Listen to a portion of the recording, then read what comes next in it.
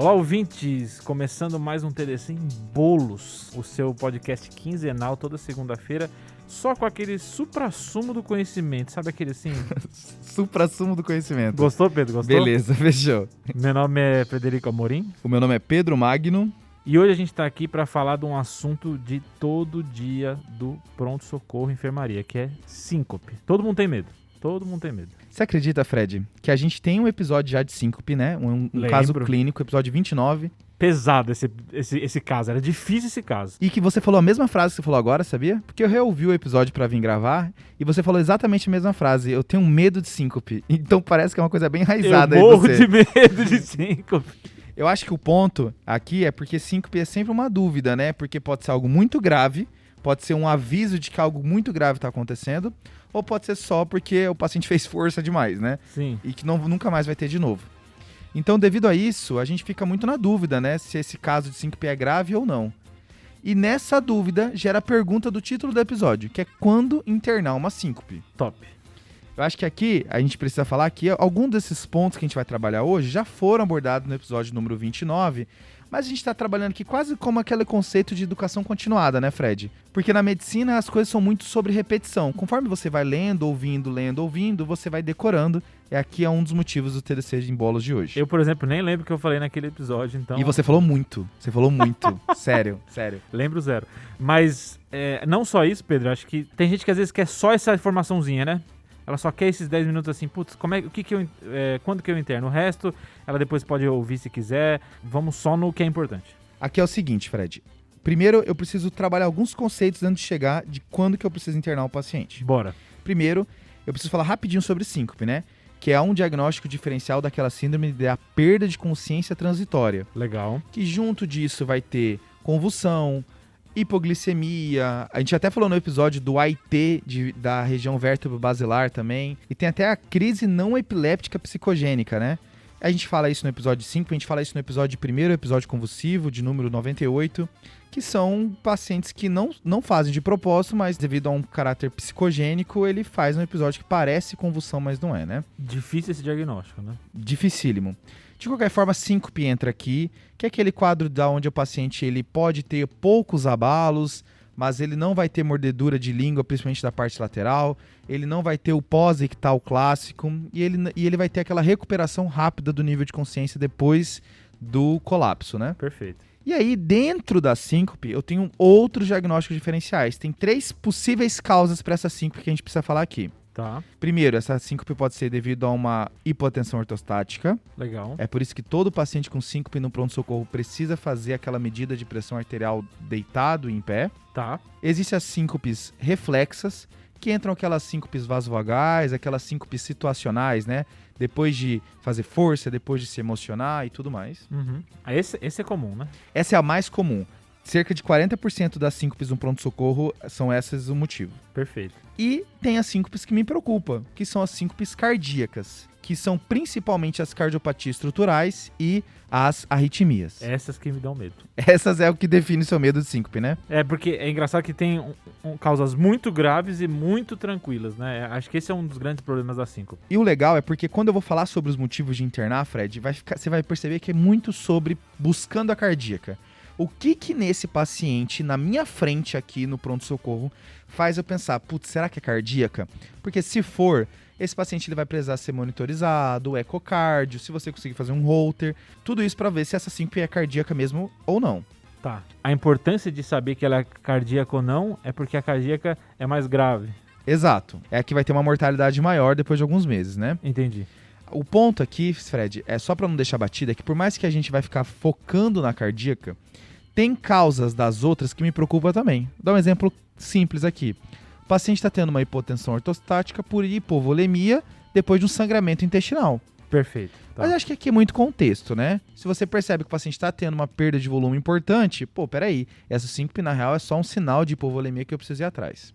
Talvez nem chegue como síncope, né? Chegue com outras coisas e faça uma síncope no meio, né? Boa. Beleza, Pedrão. Então você tá me falando que dessas 3, se for cardíaca, eu interno. Para fazer mais exames. Legal. Agora, se for ou reflexa ou hipotensão postural, aí eu tô tranquilo em liberar, ou não? Exato, cuidado com essa hipotensão postural se for hipovolemia. E o Rafa, no episódio de síncope, ele cita que no idoso, mesmo essas causas mais tranquilas, podem ocasionar uma fratura de fêmur e tudo mais. Então você precisa ficar preocupado para ver se está tudo certo na casa desse paciente. Até pela queda dele, né? Exato. Tá. Então, se não tiver nada desses comemorativos em volta, dá para pensar em liberar esse paciente direto sem precisar fazer mais exames. Então eu tenho que achar um jeito de descobrir se é cardíaco ou não. Exato. É isso que você vai me falar? Isso. Tá. E aqui eu vou falar 6 pontos que no pronto-socorro você precisa estar esperto para pensar se isso é uma síncope cardíaca ou não. Bora. Primeiro a gente vai começar com a história. Tá. E na sequência da história a gente vai perguntar o que aconteceu antes da síncope. Tu tá falando dos pródromos, é isso, né? Isso. Aqui o seguinte, se a pessoa tem pródromos tranquilos, como náusea, escurecimento de visão, tudo isso corrobora a hipótese de uma síncope reflexa ou hipotensão ortostática. Tá. Então ela avisou que ia sincopar. Exato, Fred. Aqui são pródromos do bem. São pródromos que mostram que a síncope não é perigosa. Tá. Agora, o pródromo das causas cardíacas, queria marcar 2 aqui para os nossos ouvintes. O primeiro é palpitação. Começar a ter palpitação e o paciente sincopar fala a favor de arritmia. E tem o famoso ausência de pródromo, que é aquela síndrome do liga e desliga. Sei. O cara nem lembra o que aconteceu, apagou. Exato. Tava andando e pagou. Ele não consegue nem antecipar a queda, ele não consegue preparar que vai cair. São casos que geralmente já chegam com sinais de trauma, o paciente ele já chega com hematoma porque ele simplesmente desligou. Eu conversando com você agora ia apagar, sem nem perceber que tô passando mal. Sei. Quem jogar no YouTube Jaqueline do vôlei desmaio, Meu vai Deus. ver ela tendo uma síncope e ela avisa que ela tá passando mal. Você vai, ó, essa síncope é do bem. Deve ser uma síncope reflexa. A síncope liga e desliga, ela desmaia, apaga na hora. Beleza? Fechou. O segundo ponto para pensar em cardíaca, ainda continuando na nossa anamnese, vai ser sobre como que a síncope ocorreu. Por exemplo, uma síncope que ocorre durante o esforço, opa, fala a favor de uma síncope cardíaca, porque tem algumas doenças da cardio que fazem isso. Por exemplo, a miocardiopatia hipertrófica. Tá. E uma síncope que ocorre deitado também fala a favor de cardíaco. Até porque a própria hipotensão postural não é para fazer quando a pessoa levanta. Não E nem a reflexa, né? e nem a reflexa. Então é para você pensar que alguma coisa no coração não fez o fluxo chegar no cérebro. Perfeito. Pedrão, essa miocardiopatia hipertrófica que você falou é aquela do jogador de futebol que para no campo, né? Exato, Fred. O jogador Serginho, ele acabou vindo a óbito porque ele tinha essa condição, se eu não me engano. A terceira coisa que vai fazer você pensar em síncope cardíaca, agora, é já no próximo passo da anamnese, quando você está perguntando mais coisas. Tá. E aqui são os antecedentes pessoais da pessoa. Se ela já tem alguma cardiopatia estrutural, principalmente insuficiência cardíaca ou coronariopatia, vale a pena pensar se você não descompensou alguma coisa aqui. Então tá falando de uma IC descompensada que causou 5, por exemplo. Exato. Às vezes é uma IC valvar e agora a estenose aórtica tá pior, tá começando a causar síncope Entendi. e outras coisas assim. Tá, fechou. A quarta coisa é história familiar. Se a paciente fala que já tem história de morte súbita na família, de desmaio sem explicação na família, vale a pena pensar se não existe alguma coisa congênita aqui, tá? Tá. A própria miocardiopatia hipertrófica existe um componente familiar importante. Então, às vezes, essa história familiar faz você ligar o alerta que, opa, peraí, que talvez essa síncope seja um sinal de alarme para eu pensar que esse paciente está desenvolvendo um quadro agora. É aquela ideia de perguntar pro paciente se teve história de morte súbita na família, né? Exato. Tá. Então aqui a gente já falou 4 pontos da anamnese. A gente já falou sobre o que aconteceu antes da síncope, como é que a síncope aconteceu, antecedentes pessoais, antecedentes familiares. Fechou. Faltam mais 2, porque eu prometi 6 pontos, né? O quinto ponto vai ser exame físico. Tá. Se você ouvir um sopro, pode pensar em, também de novo num quadro valvar que vai precisar ser corrigido, vai precisar de uma abordagem diagnóstica, um ecocardio e tudo mais. Gostei. Só que eu quero colocar aqui, aproveitar que eu falei de exame físico e colocar os sinais vitais aqui. Principalmente pensando no choque da hipovolemia que eu falei lá da hipotensão postural. Tá. Então, se eu tô com choque hemorrágico iminente que abriu uma síncope agora, opa, o paciente está hipotenso, vale a pena pensar se essa síncope não é uma hipotensão postural devido a essa hipovolemia. Fechou. E já mencionar aqui um gancho para o nosso sexto ponto, que se no exame físico estiver muito bradicárdico, pode ser uma bradicardia sintomática essa síncope. E vem para o meu sexto ponto. Se eu falei que toda síncope merece fazer a avaliação de hipotensão ortostática no PS, é uma certeza ainda maior que toda síncope precisa de um eletro no pronto-socorro. Fechado. Esse aí é de lei. E aqui tem várias alterações no eletro que são listadas como perigosas, desde alterações isquêmicas até alterações de condução, como bloqueio de ramo, alteração de ST que pode, por exemplo, pensar em brugada, em QT longo, bradicardias, aquele MOBITS, várias. Então o eletro alterado, como regra geral, deve precisar de uma avaliação mais minuciosa, porque pode ser a causa dessa síncope. Tá, Pedro, mas você falou desses 6 pontos, não tem um scorezinho aí que eu uso, assim, tipo no TEP, ali, na pneumonia, não tem um scorezinho pra eu resumir tudo isso aí? Você, clínico, tá sentindo falta de um score aqui, é isso, né? Claro, todo clínico gosta de uns 3 scores pra cada doença. Cara, isso eu te falar que tem mais de 8 scores só pra síncope no pronto-socorro, tá? Aí é clínica médica. Mas aqui, nenhum score, isso é uma coisa que tanto o guideline europeu quanto o americano eles falam, que nenhum score existe uma validação externa excelente e um consenso de que ele deve ser utilizado.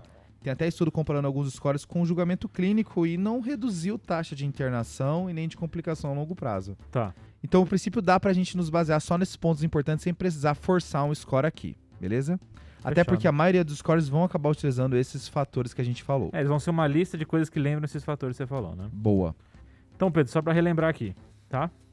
Você me falou 2 pontos sobre como aconteceu a síncope. Então, o que aconteceu logo antes e como a pessoa estava naquele ponto. Boa. Lembrar da ausência de pródromo, lembrar da palpitação e a síncope no esforço e deitado. Fechado. Aí depois você me falou 2 coisas sobre história prévia. Tanto a história prévia do paciente como a história prévia familiar. Boa. E aí as últimas 2 são o exame físico. Isso que eu falei de sopro e sinais vitais.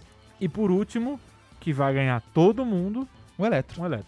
Fechamos? Top. E aí, Fred, para finalizar, se você vai liberar o paciente porque ele não tem nada dessas causas cardíacas, vale a pena dar algumas orientações sobre síncope para ele, tá?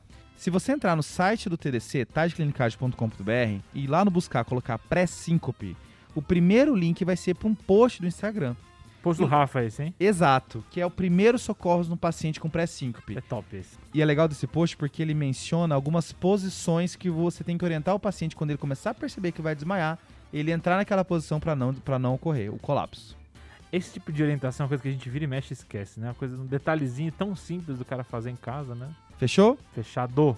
Então, fechando aqui, pessoal, lembrar de seguir a gente nas nossas redes sociais. Então aqui a gente tá falando do Instagram, Twitter, YouTube, seguir a gente no podcast, site agora tá fantástico. Meu Deus. Que é isso. Bora, fechou. Falou.